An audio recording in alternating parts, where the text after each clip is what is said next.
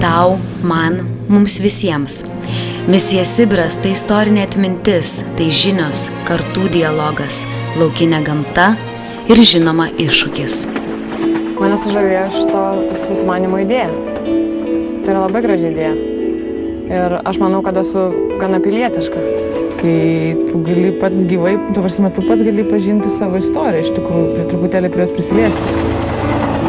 Aš praktiškai važiuoju į tos vietos, kur mano senelis buvo ištremtas. Aš pagalvojau, kad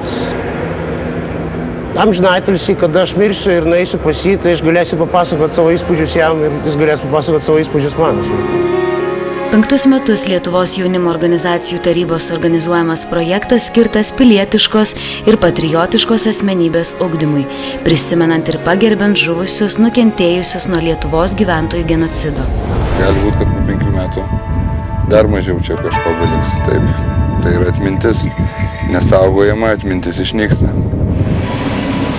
Mes visi norim prisidėti ir padaryti kažką, kad tie žmonės, kurie kentėjo, kurie buvo atplėšti nuo savo šeimų ir iš savo šalies, jų tas taškelis iš pasaulio žemėlapio neišnyktų. Padėti jaunimui išreikšti savo vertybės netradiciniu būdu, būtent tai būtų galima apibūdinti misijos Sibiras atsiradimo priežastį, skatinančią jauną žmogų suprasti prieš 70 metų ištremtų tautiečių likimą.